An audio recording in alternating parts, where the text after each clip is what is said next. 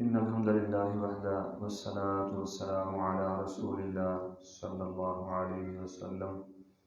أما بعد فقال الله تبارك وتعالى عز وجل فاسألوا أهل الذكر. آج کا پہلا سوال یہ ہے کہ اگر کوئی شخص رات کو نماز وتر نہیں پڑھ سکا تو وہ کیا کرے؟ نماز وتر جو ہے یہ انتہائی اہم نماز ہے۔ نبی علیہ الصلوۃ والسلام نے فرمایا الوتر حق علی کل مسلم. وتر یہ سنن ابی داؤد کی حدیث ہے، سنن ابن ماجہ اور سنن نسائی میں بھی موجود ہے۔ فرمایا وتر ہر مسلمان پر لازم ہے، وتر ہر مسلمان پر لازم ہے۔ اب الوتر حق علی کل مسلم سے بعض الناس یہ کہتے ہیں کہ وتر فرض ہے، وتر فرض ہے، جبکہ وتر فرض نہیں ہے۔ سیدنا علی المرتضی رضی اللہ عنہ فرماتے ہیں کہ رسول اللہ صلی اللہ علیہ وسلم کا عمل مبارک یہ ہے، اس سے یہی ثابت ہوتا ہے کہ وتر فرض نہیں ہے۔ الوتر لیس بحتم، سیدنا علی فرماتے ہیں، سنن نسائی اور سنن ابن ماجہ میں حدیث موجود ہے۔ سنن نسائی کی 1677 نمبر اور ابن ماجہ کی 1169 نمبر حدیث ہے۔ الوتر لیس بحتم کہیئۃ المکتوبۃ لیکنہ سنۃ سنھا رسول اللہ صلی اللہ علیہ وسلم۔ وتر فرض نماز کی طرح نہیں ہے، لیس بحتم کہیئۃ المکتوبۃ، جس طرح فرض نمازیں فرض ہیں اس طرح وتر فرض نہیں ہے، یہ سنت ہے جسے رسول اللہ صلی اللہ علیہ وسلم نے مقرر فرمایا۔ تو یہاں یہ جو آپ نے فرمایا ہے حق علی کل مسلم، اس کا مطلب یہ ہے کہ یہ اہم بڑا ہے، اس کا مطلب یہ نہیں کہ یہ فرض ہو گیا بلکہ اس کی اہمیت بیان کی گئی ہے۔ اور نبی علیہ الصلوۃ والسلام نے فرمایا ان اللہ تعالی قد امدکم بصلاۃ، اللہ تعالیٰ ایک نماز کے ذریعے تمہاری قد امدکم مدد فرماتا ہے، اور وہ نماز وتر ہے، یعنی وہ نماز ایسی ہے جو تمہارے لیے سرخ اونٹوں سے بھی بہتر ہے۔ یعنی ایک شخص کو سرخ اونٹ مل جائیں اور دوسری طرف ایک شخص نماز وتر ادا کر لے تو جس نے نماز وتر ادا کیا ہے وہ زیادہ فائدے میں ہے اس شخص سے جس نے سرخ اونٹ حاصل کر لیے۔ اتنا اس کا جو ہے وہ اہم ہے، اس کا ادا کرنا، اس کا پڑھنا۔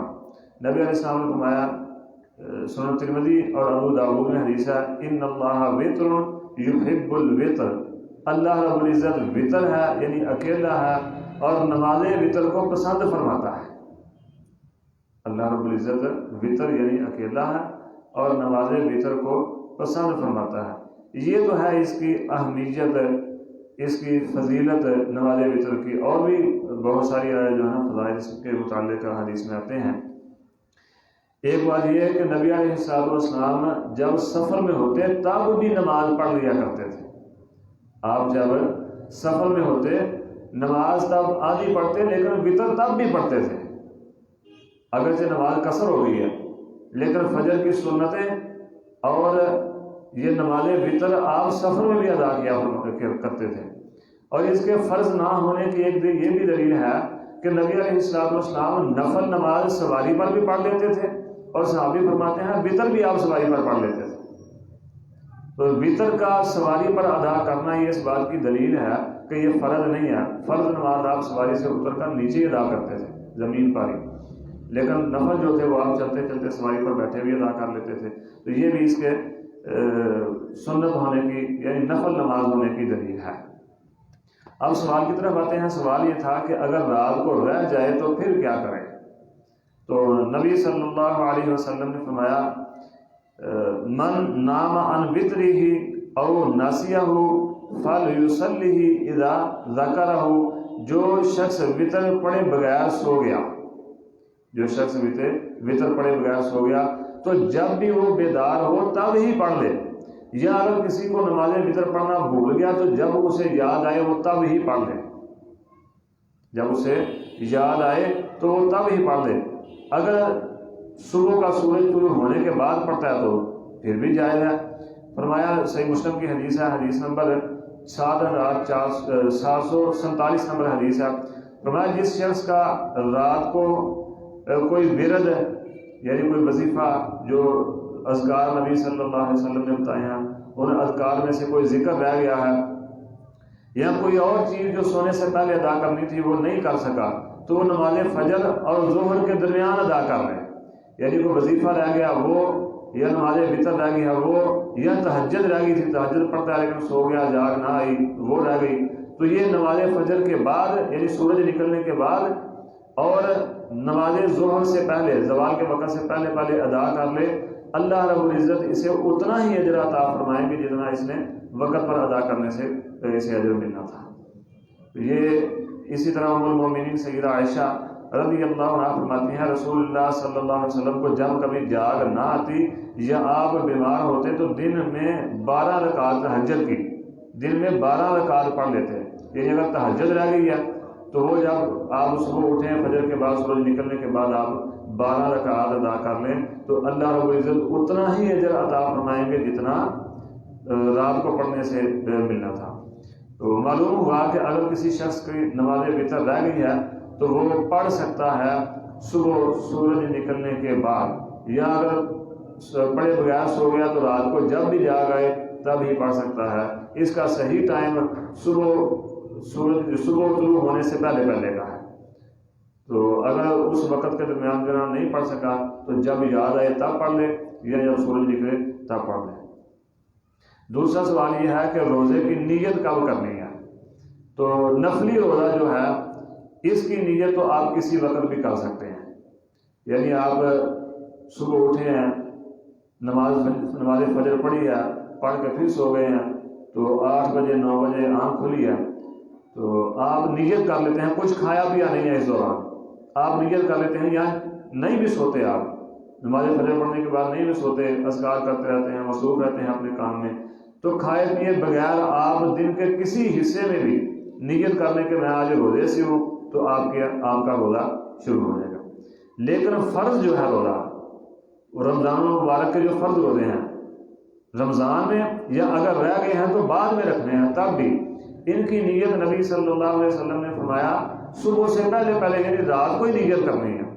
ایسا نہیں کہ آپ نیت کیے بغیر سو گئے ہیں تو جب کبھی اٹھے صبح آنکھ کھلے تو آپ کہیں جی میں آج میرا روزہ ہے، تو ایسا نہیں ہے۔ فرض کے مطابق فرض کی جو ہے نا وہ صبح سحری کے وقت سے پہلے یعنی سحری کا وقت ختم ہونے سے پہلے روزے کی نیت کرنی ہے فرض کی، اس کے بعد آپ کریں تو یہ پھر آپ کا روزہ نہیں ہے۔ یہ رسول اللہ صلی اللہ علیہ وسلم کا فرمان مبارک ہے۔ تیسرا سوال یہ ہے کہ اللہ رب العزت نے قرآن مجید میں نبی صلی اللہ علیہ وسلم کے متعلق فرمایا ہے کہ آپ خاتم النبیین ہیں۔ 22ویں پارے کی سورۃ الاحزاب کی آیت ہے کہ آپ خاتم النبیین ہیں، جبکہ حدیث میں ہے نبی صلی اللہ علیہ وسلم نے فرمایا اگر میرے بعد کوئی نبی ہوتا تو وہ عمر ہوتا۔ تو یہ قرآن کی آیت اور حدیث بظاہر میں ٹکرا رہی ہیں، تو میرے بھائی یہ بالکل بھی قرآن کی آیت اور حدیث مبارکہ ٹکرا نہیں رہی ہیں، تضاد نہیں ہے، واضح بات ہے۔ نبی علیہ السلام نے فرمایا لو کانا، اگر نبی ہوتا میرے بعد کوئی، قرآن نے کیا فرمایا؟ آپ خاتم النبیین ہیں، آپ کے بعد کوئی نبی نہیں ہے، آپ خاتم النبیین ہیں، آپ کے بعد کوئی نبی نہیں ہے۔ حدیث میں نبی صلی اللہ علیہ وسلم نے اس بات کی مزید آگے وضاحت فرمایا اگر ہوتا تو عمر بن خطاب ہوتا، جب عمر بن خطاب میرے بعد نبی نہیں ہے تو پھر کوئی اور بھی نہیں ہے۔ وہی بات آپ نے بھی فرمائی ہے جو اللہ رب العزت نے قرآن مجید میں فرمائی ہے، لو کان بعدی، اگر کوئی میرے بعد نبی ہوتا تو وہ عمر بن خطاب ہوتا، جب عمر بن خطاب نبی نہیں ہے تو پھر کوئی اور بھی نہیں ہو سکتا۔ سیدھی سی بات ہے، یہ تضاد نہیں ہے نبی صلی اللہ علیہ وسلم کے فرمان میں۔ آگے چوتھا سوال یہ ہے کہ نبی صلی اللہ علیہ وسلم نے فرمایا انت منی، حضرت علی رضی اللہ عنہ کے متعلق، انت منی بمنزلۃ ہارون من موسیٰ، انت منی بمنزلۃ ہارون من موسیٰ، اے علی میرے ہاں تیرا وہی مقام ہے جو ہارون علیہ السلام کا موسیٰ علیہ السلام کے متعلق تھا۔ اس کی وضاحت کر دیں۔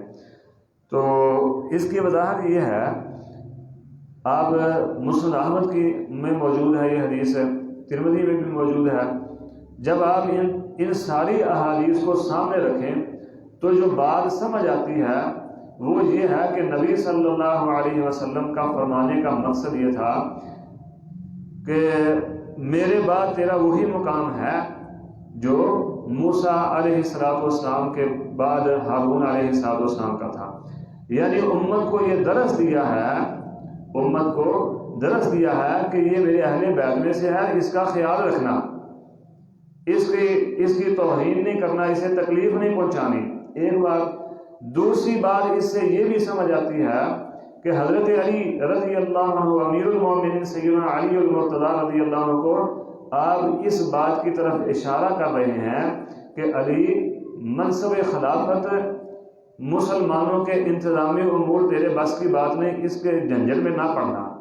جس طرح ہارون علیہ السلام کو موسیٰ علیہ السلام بنا کر گئے تھے اپنے بعد اپنا نائب، اپنا خلیفہ، جب 40 دنوں کی جن کے لیے کوہ طور پر گئے تھے، لیکن اس کے باوجود ہارون علیہ السلام قوم کو جو ہے نا وہ کنٹرول نہیں کر سکے، ان کے انتظامی امور کو اچھی طرح جو ہے نا وہ کنٹرول نہیں کر سکے. وہ گئے تو پیچھے سے قوم نے بچڑا خدا اپنا بنا لیا. تو اسی طرح حضرت علی رضی اللہ عنہ کو اشارہ فرمایا کہ تیرا میرے بعد وہی مقام ہے جو ہارون کا ہے. جس طرح ہارون علیہ السلام منصب امامت، منصب خلافت کو جو ہے وہ صحیح طرح نہیں نبھا سکے تھے، تجھ سے بھی نہیں ہوگا. اس لیے اس جھنجھڑ میں نہ پڑنا، بلکہ تعلیم کے میدان میں لوگوں کو قرآن و حدیث سے سمجھانے، فہم لوگوں تک پہنچانے کے میدان میں رہنا، یہ خلافت کے منصب میں نہ پڑنا. اور ہوا بھی ایسے ہی ہے. بظاہر حضرت علی رضی اللہ عنہ کافی سارے مسائل کا شکار رہے ہیں، جس طرح ہارون علیہ السلام شکار رہے تھے کافی سارے مسائل کا. 40 دنوں میں قوم اچھی خاصی بگڑ گئی. موسیٰ علیہ السلام نے اتنی محنت کر کے قوم کو سیدھا کیا، لیکن 40 دنوں میں اس کا نتیجہ سامنے آ گیا.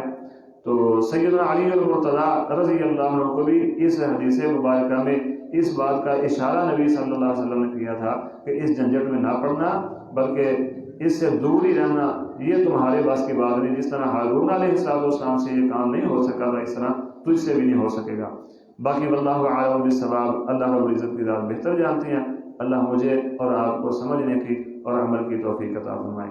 سبحان ربک رب العزت عما یصفون وسلام علی المرسلین والحمد للہ رب العالمین. آمین.